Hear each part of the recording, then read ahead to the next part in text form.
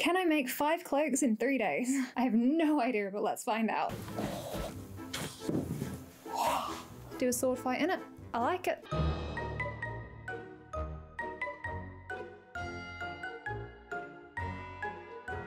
The autumnal season is upon us.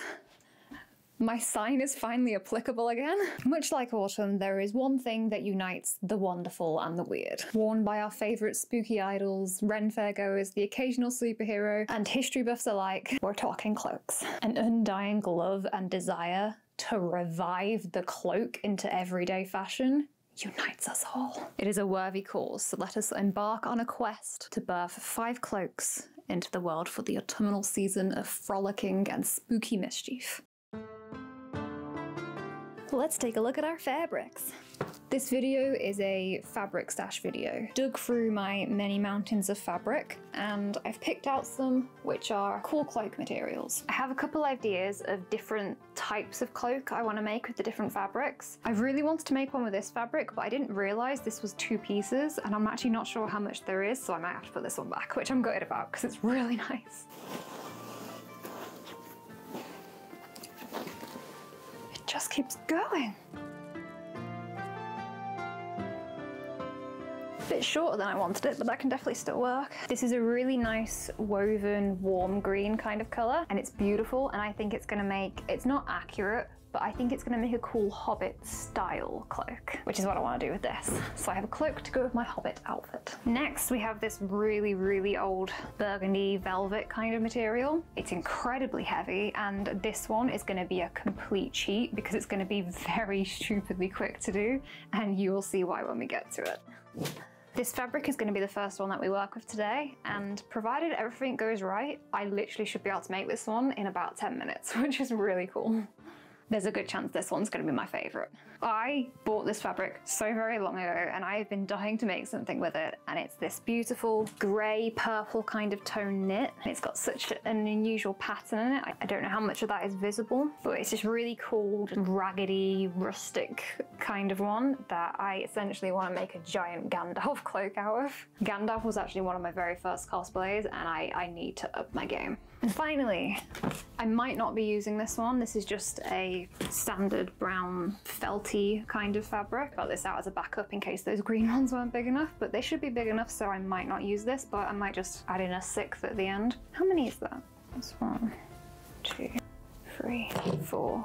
I've completely miscounted. This isn't going to be 5 cloaks. This could be like 6 or 7 cloaks. So I've got those ones, and then I've got this one as well, which is a black knit chiffon-y, see-through-y kind of one, which I wanted to make one of those really big, long, dramatic, floaty kind of ones that just get swept up in the wind for dramatic purposes. And then, as well as all these, I've also got one fabric that's on the way because Dan wants me to make one of the cloaks from Rings of Power, so I'm going to tag that on at the end of the week too, provided it comes in time for the video. So how many is that? 1, 2, 3, 4, 5, plus Dan's 1, 6. If I decide to make a brown one, 7. So we're looking 6 or 7 cloaks by the end of this video. But I did technically say 5 at the start of the video, so if I start to run out of time or some don't go well, then I have flexibility to ditch at least 2.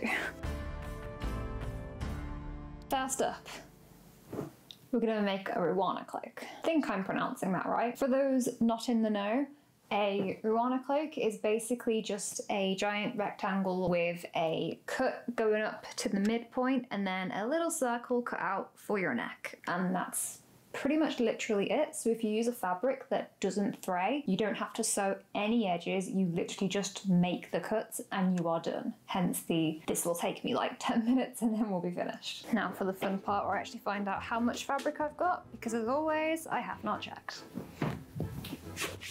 This is currently about 61 inches by 73. Memory serves, I need it to be about 45 inches wide, 60 inches long. I think I should probably check that. I need it to be about 45 by about 60. So let's get trimming.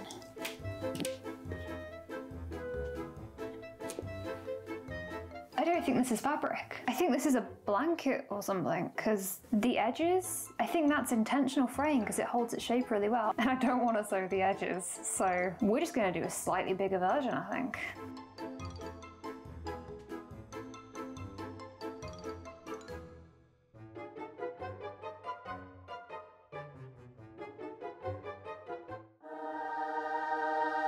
Oh my god, this thing's heavy.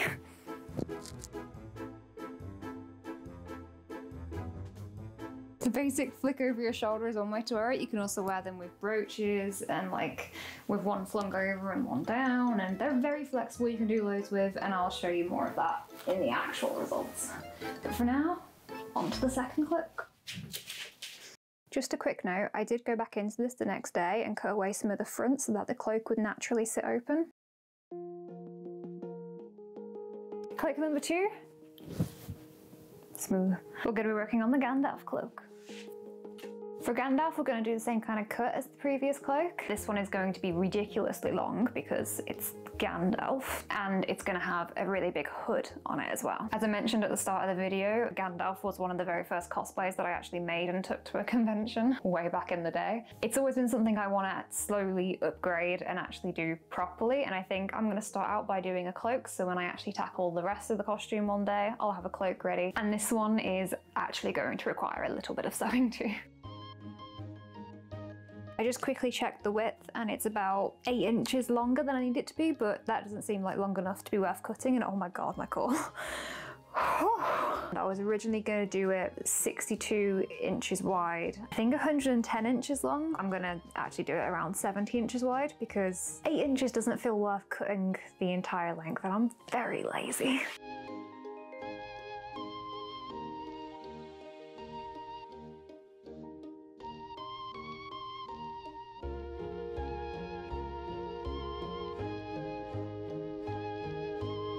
I might have been slightly off with the length because it is dragging on the floor, because obviously knits just stretch with weight, but as a whole it still looks really, really cool, and I am vibing with this.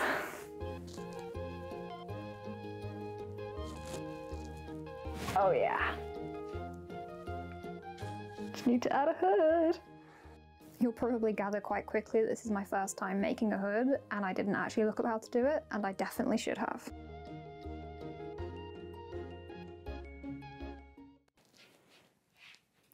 Well, this is a cool little hood vibe, but I have no idea what I've done here.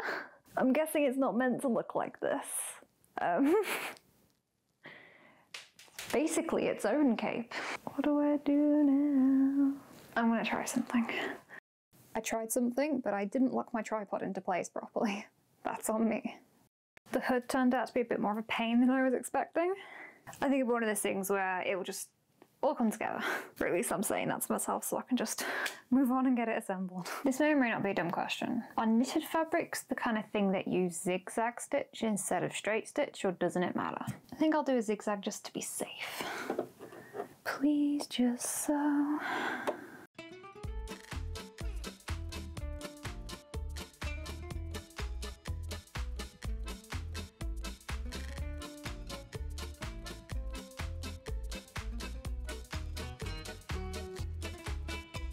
Hood.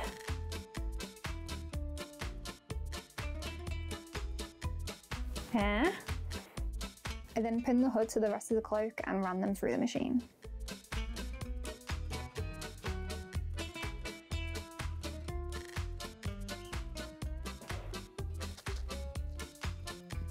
I love it. This makes my soul very happy. Took forever because the hood was a nightmare. Granted, I probably could have and should have just looked up how to make a hood, but I didn't, so I spent ages doing it. I'm happy with how it came together though. The knit.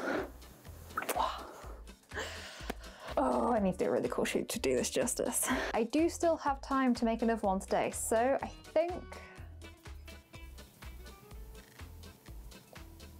yeah, I mean, I'm already on a Lord of the Rings run, so I think I'm gonna have work on the Hobbit ones next.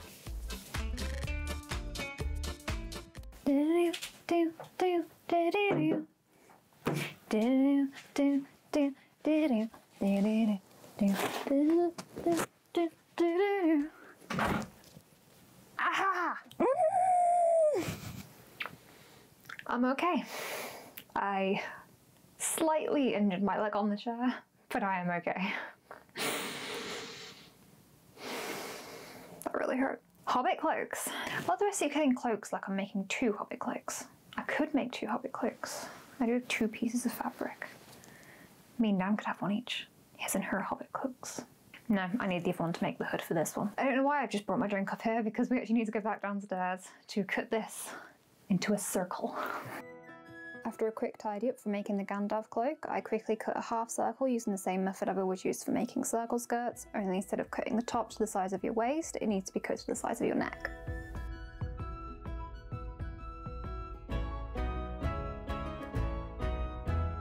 I think, all in all, I've managed to create that little hobbity neckline that they have.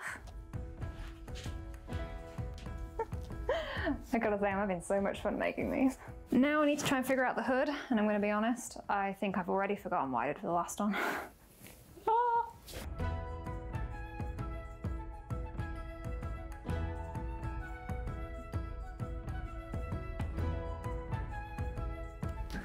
Well, that went significantly quicker than the first hood I tried to make. It's not the same pointed kind of hood that you have on the back of the Hobbit cloaks in the films. I wasn't really going for screen accuracy anyway. It is a hood, and considering how hard I found the first one, I'm just gonna take this as a win.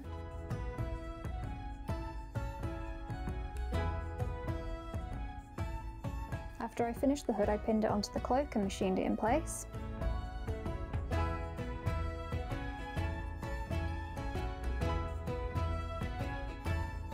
I also then had to hem the edges of the cloak, as this was a fabric that frayed a lot, unlike the first two.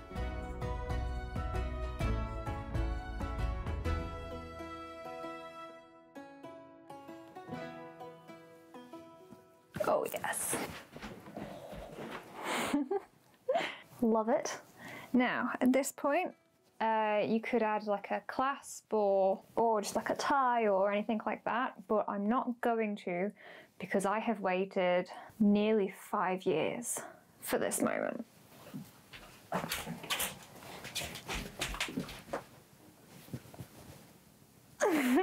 I bought the little pin at Comic-Con, finally get to use it. Day 2 of cloak making, and today we are going to master the Gothic-y witch cloak. The fabric I'm using is very modern. It will not be historical at all. It is going to be very dramatic and just windswept because I'm going to be using a very light fabric. And because of its see-through kind of nature, I've been thinking about how I want to add a little bit more going on to it. I'm going to put a hood on it because obviously it needs to have a hood. It's going to be full length, and I'm thinking I want to add one of those little capelet things to it. There are plenty of examples of, but the only one that jumps into my mind immediately is Anna's cloak from Frozen. And to add a little bit more dimension to it, I also thought I'm going to rummage through all of my little applique lace supplies to see how much black stuff I've got. The capelet kind of area, maybe some bits to the hem, maybe some bits to the hood. It really depends how much I've got, which honestly I don't think is very much. Let's go cut it out. The plan for this one was to make a full length circle cloak for the base and then a mini circle to go on top to create that little capelet bit.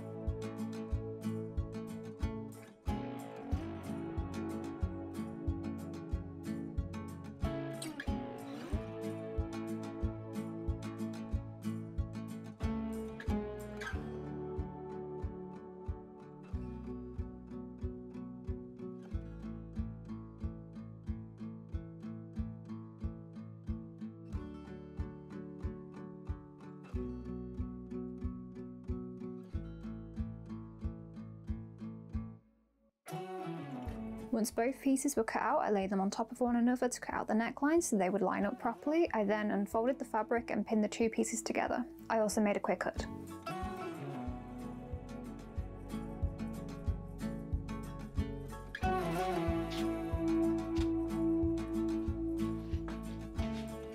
It's very floaty.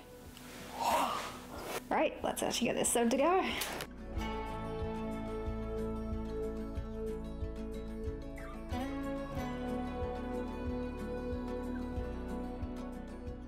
I am really happy with how this is looking so far. It's got such a nice fluid drape to it, adding the little capey collary bit, perfect touch. Right now it's just pinned on the mannequin at these 2 points. I need to add some kind of cord or tie. Thought about whether or not to do more of like a buckle and clasp kind of thing, but I think because the material is so thin and light, it would just feel too heavy to have something like that on there. So I want to go for a simple cord or tie or ribbon or something along those lines. I've also been thinking whether or not I should really just go into this with a very spooky, gothic-y, Halloween-y kind of aesthetic whether or not I should actually make the little capelet and the actual bottom hem more like jaggedy and ripped and just really just go into it like that and then add the little lace bits in so it's just got loads of texture and dimension going on. I don't know whether or not I should do it though, because I do like it as it is, so I'm very like sit and mull over my options over a hot chocolate and get back to you later. I'm having to show you my lace choices on my chair because my table is black and they don't really show up. My plan is to cut this one directly down the middle and then sew each half onto the front of the cloak, dropping down the front. And then with this one, it has this really cool repeating leaf and then flower design in it. And I think what I'm going to do with this one is I'm going to put it as the trim going around the little capelet bit. I've decided to stick with the actual like full circle look of it rather than ripping into it and making it raggedy, and it's going to be much more of a gothic princess kind of vibe now. Not that you can see it very well because it's impossible to film black lace on black fabric, but I pinned the lace down the front opening on the bottom layer of the cloak to be stitched on, and I didn't bother filming pinning the leaf lace onto the bottom edge of the capelet because you really couldn't see it.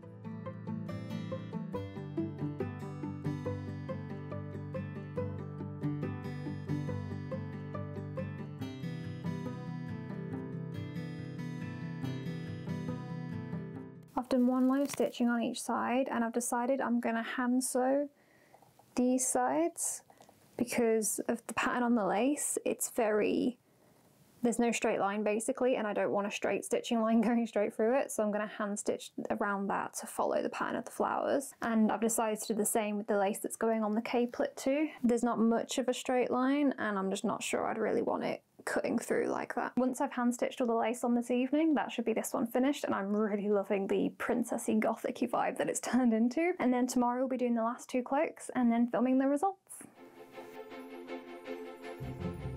My ladies, lords and variations thereupon, welcome to day 3 of making cloaks. This morning we're going to start with the velvet cloak that I mentioned at the start of the video. Now this one is going to be a complete cheat, as Dan technically actually made this 6 years ago and I'm more just showing it to you, but hear me out. The beautiful thing about this velvet cloak is that Dan made this 6 years ago. Dan sat at a sewing machine and made this. Dan hates sewing, not because he doesn't like it, but because he just has no patience to sew, and as we all know, sewing machines are basically cursed, and if you look at them wrong, they will throw a tantrum. The fact that he made this one just shows you how easy this one is to do, so it's a really great staple cloak. It's just a very, very, very, very large rectangle.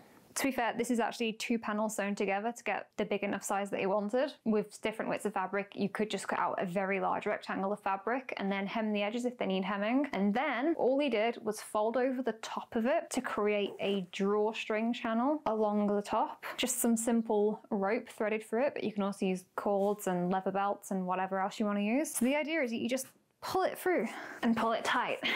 And if I sound out of breath, it's because this is really heavy. So then you get this. You fling this over like the world's heaviest backpack. Ow. And that's it. Cool cloak. This is one we've been meaning to get out of storage for a while because I think this is going to go really good with that Snow White dress I made last year. Unfortunately, Dan's Rings of Power fabric is not going to arrive on time, so I cannot make that one, which I'm a little bit good about. But instead, we're going to use that brown fabric that I said was going to be my backup. This old chestnut. That's funny because it's labeled chestnut. Anyway, please don't unsubscribe. I had a brief moment where I was considering doing a medieval style one, but that was basically just going to be a big rectangle full of fabric that you can brooch up in different ways, which is interesting but doesn't really involve much making. So another circle based one, only this time I'm going to do it with a shoulder closure rather than a center one. We're going to go no hood. This one's all about the cloak.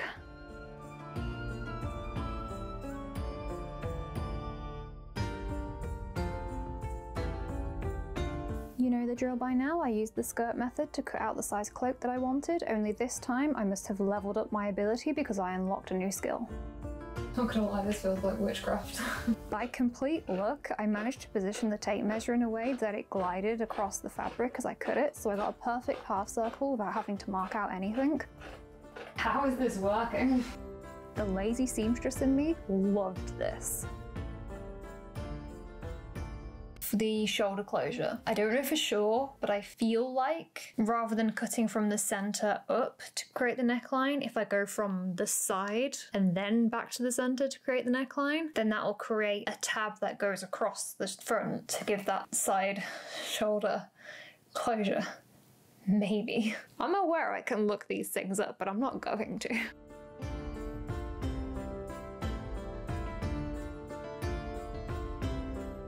So it comes around there. Let it. I think that's a pretty solid start. I need to figure out how on earth I'm actually fastening it. Don't know why I didn't think that far ahead. I think it's got a nice shape. I think the colour works really well. Short and swishy, practical, could do a sword fight in it. I like it. I've had a quick look through all of my stash and I can't really find any trims that would match this cloak and fabric type, which is unfortunate because I was kind of looking forward to adding trims to this one. So we're going to leave it plain and just go for the more casual peasant look. I did, however, find this silver buckle, which I thought would be a really good, easy fastening for the side corner. Granted, it is very shiny and silver, so it might be something I kind of dull down at some point. I'm going to stitch this onto the one side, and then the other side will thread through it, and you just pull. So it's basically the same kind of thing as a brooch, except it's just plain simple buckle. And that will actually be all of the stitching for this cloak because it doesn't need hemming or anything either. This is not going to take me very long, so I'm going to go ahead and meet you guys in the results for some woodland frolicking.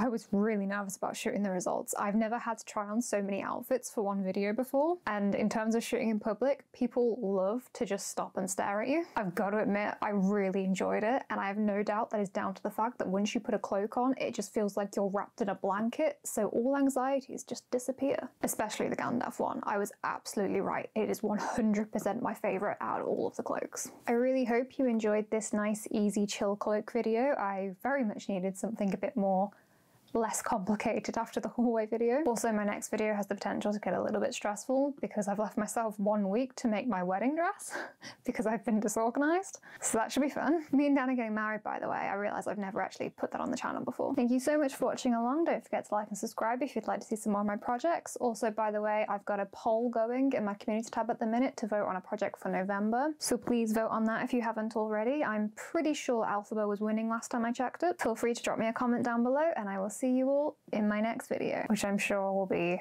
completely stress-free. This is so heavy.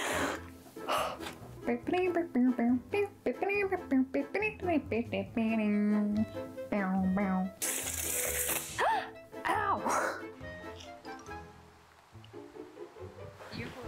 Yes.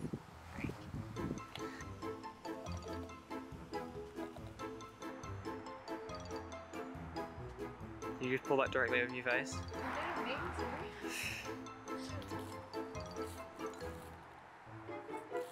every shoot. I didn't even get you to twirl on this one. The ground isn't even. It suddenly grows.